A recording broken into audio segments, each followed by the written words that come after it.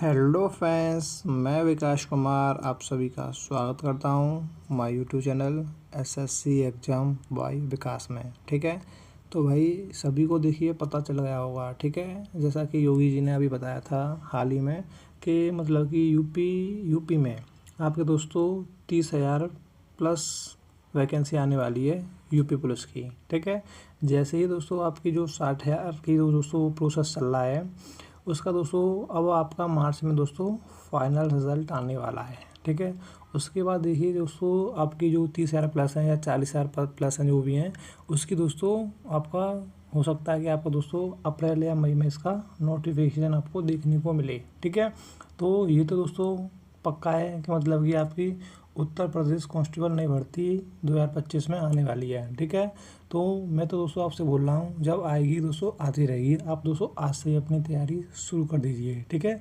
जैसे कि दोस्तों मैं अगर आपको बता दूँ जनरल में जो अभी आते हैं उन्हीं के लिए दोस्तों 18 से 22 एज है। ठीक है, जो दोस्तों आपको देखिए ओबीसी SC ST को भाई अब आपको सभी को पता होगी। ठीक है, ओबीसी SC वाले क्या होती है तो भाई जो होती है आपकी 18 से 27। ठीक है, जो दोस्तों इन मतलब कि क्राइटेरिया में आ रहा है। ठीक है, एज में, ठीक है, आयु में, तो दोस्तों वो अपनी तैयारी करें। ठीक है, तो अब के देखिए सुनने में ऐसा आ रहा है कि मतलब कि आपको छूट नहीं मिल रही है। ठीक है, और देखिए मिल भी सकती है। देखिए आप अगर बड़े बड़े यूट्यूबर देखिए अगर ट्विटर कैंप लगाते हैं या इको गार्डन जाते हैं दोस्तों, हो भी सकता है दोस्तों मिल जाए, बट दोस्तों बहुत ही कम चांस है मतलब कि आपको मतलब कि छूट मिले। ठीक है, तो भाई जिनकी मतलब का फॉर्म भरा जा सकता है तो वो भाई आज से अपनी तैयारी शुरू कर देना। ठीक है, और रही आपकी आगे मर्जी, तो चलिए आज ही का स्टार्ट करते हैं बिना देरी के। क्वेश्चन नंबर 1 देख लेते हैं। देखिए मैथ का दोस्तों मैं इसमें जो कराऊंगा आपको मैथ के क्वेश्चन ही कराऊंगा। ठीक है, और जो मैथ के क्वेश्चन कराऊंगा भाई वो 5 ही क्वेश्चन कराऊंगा। ओके, क्योंकि दोस्तों मैं भी देखिए यूपी कांस्टेबल वाली तैयारी कर रहा हूँ। ठीक है भाई, तो चलिए नेक्स्ट क्वेश्चन देख लेते हैं। सॉरी नेक्स्ट क्वेश्चन नहीं, क्वेश्चन नंबर 1 देख लेते हैं क्या कहने वाला है। संख्या 36, 54 यहाँ पर दोस्तों आपको संख्या लिखी हुई है। ठीक है, इनका आपसे दोस्तों आपको क्या पूछा है, एलसीएम पूछा है। ठीक है, तो भाई एलसीएम क्या होता है। एलसीएम दोस्तों वह होता है मतलब कि जिन्हें भी संख्याओं का पूछा जाए। ठीक है, एलसीएम दोस्तों वह होता है वह छोटी से छोटी संख्या जो दोस्तों इन नंबरों से डिवाइड हो जाए। ठीक है, तो भाई यहाँ पर देख लेते हैं। तो भाई सबसे छोटी संख्या यहाँ पर आप देखोगे तो मुझे देख पा रहे हो, तुम यहाँ पर देख पा रहे हो क्वेश्चन में ऑप्शन नंबर 20 यहाँ पर सबसे छोटी है। ठीक है, यहाँ पर मतलब कि 764 सबसे छोटी है यहाँ पर। तो दोस्तों अगर मैं इसको मतलब कि अगर ये एलसीएम दोस्तों तभी हो सकता है जब इन चारों नंबरों से ये संख्या डिवाइड हो। ठीक है, अगर मैं पहली संख्या यहाँ पर जो दे रखी है आपको 36, अगर मैं 36 से अगर मैं इसको चेक करूँ, ठीक है, तो अगर ये संख्या दोस्तों 764 है जो 36 से अगर मुझे चेक करना है ये डिवाइड है या नहीं, तो भाई मैं क्या करूँगा भाई 9 × 4 से चेक कर लूँगा। ठीक है, क्योंकि दोस्तों अगर ये 36 से दोस्तों 764 डिवाइड है तो दोस्तों इसके मल्टीपल यानी कि इसके फैक्टर से डिवाइड होगा। ठीक है, तो भाई 9 × 4 इसके फैक्टर हो गए, तो मैं इनसे इसको डिवाइड करके देख लेता हूँ। अगर मैं ये दोस्तों इस फैक्टरों से दोस्तों डिवाइड हो जाता है तो ये दोस्तों आपका जो 36 है 36 से ये संख्या दोस्तों 764 डिवाइड हो जाएगी। ठीक है, तो चलिए देख लेते हैं। अगर मैं देखिए 4 का रूल क्या कहता है, 4 का रूल दोस्तों कहता है पीछे के 2 डिजिट डिवाइड होनी चाहिए। ठीक है, अगर पीछे के 2 डिजिट डिवाइड हो जाते हैं तो वो पूरी संख्या 4 से डिवाइड हो जाने वाली है। ठीक है भाई, तो देखिए 64 है 4 से भाई डिवाइड है। ठीक है, तो ये दोस्तों ये 4 से तो दोस्तों डिवाइड है हो गई। ओके, अगर मैं यहाँ से 9 से देखूँ तो 9 से भाई 9 का रूल क्या कहता है, 9 का रूल और 3 का रूल दोस्तों सेम होता है। तो दोस्तों इनके जो संख्या है इन संख्याओं का दोस्तों में संख्या के अंकों का योग अगर दोस्तों 9 से डिवाइड है तो वो संख्या 9 से डिवाइड होने वाली है। ओके भाई, तो अगर मैं इनका देखिए योग करूँगा 6 और 4 10 और 1 17 है। 17 दोस्तों 9 से डिवाइड नहीं है, तो ये संख्या दोस्तों हमारा 9 से डिवाइड नहीं है। ठीक है, तो मतलब कि दोस्तों ये जो संख्या है हमारा ऑप्शन नंबर बी ये दोस्तों एलसीएम नहीं हो सकता है, क्योंकि दोस्तों ये संख्या हमारी 36 से नहीं कट रही है। ठीक है, तो चलिए नेक्स्ट देख लेते हैं। देखिए जैसे कि अगर मैं ऑप्शन नंबर डी चेक करूँ, ठीक है, या ऑप्शन नंबर सी चेक करूँ, ठीक है, तो यहाँ पर अगर मैं ऑप्शन नंबर सी चेक करता हूँ, ओके, इसके बाद देखिए क्या है, सबसे छोटी जी है, उसके दूसरे नंबर पर सबसे छोटी जी है। ठीक है, तो मैंने आपको बताया था एलसीएम वह संख्या होती है जो मतलब कि सबसे छोटी संख्या हो। ठीक है, और जिससे नंबरों का पूछा जा रहा हो उन नंबरों से वो संख्या डिवाइड हो। ठीक है, पहले मैंने भाई 764 चेक कर लिया, अब मैं करूँगा भाई 864। ठीक है, अगर मैं 864 को मैं यहाँ पर देखूँगा 36, ठीक है। 36 अगर मैं चेक करूँगा तो भाई 9 और 4 से डिवाइड होना चाहिए, क्योंकि दोस्तों 4 से दोस्तों डिवाइड हो रही है, ठीक है। ऑप्शन नंबर सी, पीछे की दो डिवाइड हो रहे हैं। 64 अगर 9 से डिवाइड करके देखूंगा तो भाई 6 और 4 10 और यानी 18 है, तो भाई जी 9 से भी डिवाइड हो रही है, ठीक है। यानी 36 के लिए दोस्तों ऑप्शन नंबर सी हमारा डिवाइड हो रहा है, ठीक है। तो ये हमारा दोस्तों ऑप्शन नंबर सी हमारा एलसीएम हो सकता है। बट दोस्तों हमें दोस्तों ए और सी भी हमको ए और डी भी हमें चेक करने पड़ेंगे, ठीक है। तो देखिए 4 का रूल तो दोस्तों ए में भी लग रहा है, सी में भी लग रहा है, ठीक है। यानी कि पीछे के 2 डिजिट दोस्तों डिवाइड है। अगर 9 से डिवाइड करके देखो, देखिए इसका जो समय इन अंकों का समय ये भी दोस्तों 9 से डिवाइड नहीं हो रहा है। 6 और 4 10 और 11 है। इसका भी देखो दोस्तों कितना हो जाएगा भाई आपका 6 और 4 10 और 19 ना है दोस्तों। ए और डी का दोस्तों 9 से दोस्तों डिवाइड नहीं हो पा रहा है, ठीक है। तो हमारा तो ए होगा ना सी होगा, सॉरी ए होगा ना दोस्तों डी होगा। तो हमारा जो आंसर होगा दोस्तों option number C correct answer. यानी कि जो हमारा आंसर होने वाला है दोस्तों वो हो जाएगा हमारा 864, ठीक है। इन संख्याओं का दोस्तों एलसीएम क्या होगा, option number C correct answer, ठीक है भाई।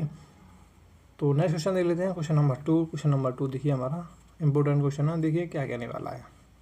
देखिए एक स्कूल में लड़कों की संख्या और लड़कियों की संख्या का अनुपात 3:2 है।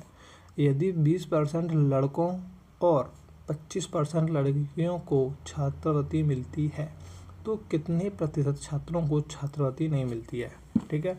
तो भाई इजी है। देखिए यहाँ पर क्या है, एक स्कूल है, एक स्कूल में देखिए बॉयज़ हैं यानी कि जाने की मतलब कि लड़के हैं, और क्या है दोस्तों गर्ल हैं, ठीक है। इसमें क्या होता है, जो इनका जो रेशो दे रखा है वो दे रखा है आपका 3:2, ठीक है। तो यहाँ पर दे रखा है भाई आपका 3:2।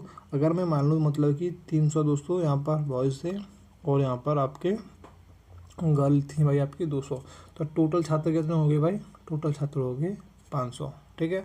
तो आगे उसने देखिए क्वेश्चन में एक बात बोली है, 20% लड़के, ठीक है, और 25% लड़कियों को छात्रवृत्ति मिलती है, ठीक है। तो कितनी प्रतिशत छात्रों को छात्रवृत्ति नहीं मिलती है, ठीक है। अब आप मुझे बताइए भाई, कोई भी चीज़ अपने आप में 100% है, ठीक है। यानी ये बॉयज़ हैं ये 300 हैं, ठीक है। ये दोस्तों बॉयज़ में दोस्तों क्या 100% है, ठीक है। इनमें से क्या होता है दोस्तों 20% लोगों को क्या मिलती है भाई, छात्रवृत्ति मिलती है। तो भाई कितने लोगों को नहीं मिलती होगी, यानी कि इसके 80% को दोस्तों छात्रवृत्ति नहीं मिल रही होगी। तो अगर मैं 300 का 80% निकाल दूंगा तो भाई कितना हो जाएगा, ये हो जाएगा आपका भाई 240, ठीक है। इसी प्रकार से दोस्तों यहाँ पर गर्ल में क्या होता है दोस्तों, लड़कियों में 25% छात्रवृत्ति मिलती है, ठीक है। यानी कि 25% लड़कियों को छात्रवृत्ति मिलती है। तो भाई मैं कह सकता हूँ यहाँ से 75% लड़कियों को छात्रवृत्ति नहीं मिल रही होगी। तो यहाँ से अगर मैं 200 का 75% निकालूंगा तो भाई कितना हो जाएगा, ये हो जाएगा भाई आपका 150, ठीक है। इतना तो भाई आप समझ रहे होंगे ना। 200 का देखिए अगर मैं 75% निकालूंगा इस प्रकार से तो 2 जीरो से 2 जीरो कट जाएगा, 75 दूनी 150, ओके। अब यहाँ पर तुम देख पा रहे होंगे बॉयज़ में दोस्तों 240 लड़के ऐसे हैं जिन्हें दोस्तों क्या नहीं मिल रही है, छात्रवृत्ति नहीं मिल रही है, यानी स्कॉलरशिप नहीं मिल रही है। और लड़कियों में दोस्तों 150 ऐसी लड़कियाँ हैं जो कि दोस्तों छात्रवृत्ति से वंचित है, मतलब छात्रवृत्ति उनको नहीं मिलती है, ठीक है। तो अगर मैं उनका टोटल देखूँ तो भाई टोटल कितने मतलब छात्र हो गए जिन्हें छात्रवृत्ति नहीं मिलती है, वो हो गए भाई आपके 390, ठीक है।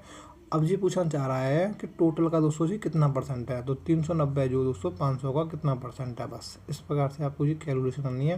2 जीरो से तो 2 जीरो कट जाएंगे और यहाँ से जी भाई कितनी बार कट जाएगा, ये कट जाएगा भाई आपका 78, ठीक है।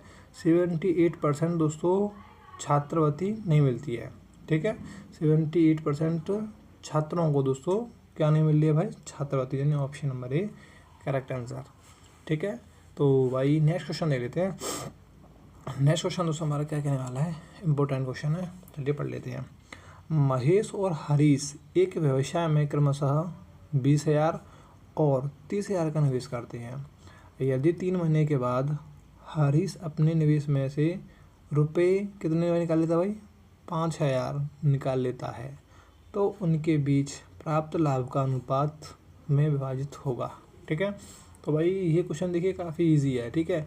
तो ये क्वेश्चन है भाई आपके देखिए होमवर्क के लिए, ठीक है। अगर आपने ज़्यादा वीडियो देखी है तो इस क्वेश्चन का भाई कमेंट में करना, ठीक है। इजी है भाई, कुछ भी नहीं है इसमें, ठीक है। आपसे देखिए बस आपको रेशियो मतलब कि आपको बस यहाँ पर क्या करना है, बस पूंजियों को दोस्तों आपसे में कैलकुलेशन करनी है, वही हमारा क्या हो जाएगा भाई, लाभ का अनुपात हो जाएगा, ठीक है। तो ईजी है ये क्वेश्चन भाई, आपको कमेंट में बताना है, ठीक है। तो नेक्स्ट क्वेश्चन देख लेते हैं।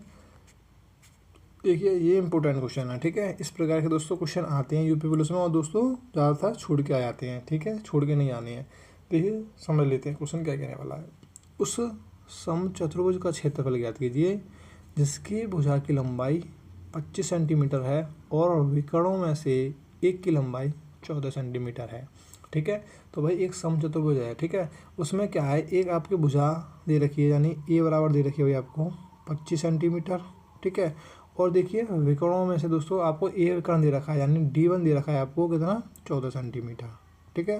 तो भाई समचतुर्भुज में क्या होता है, दो विकर्ण होते हैं, ठीक है ना।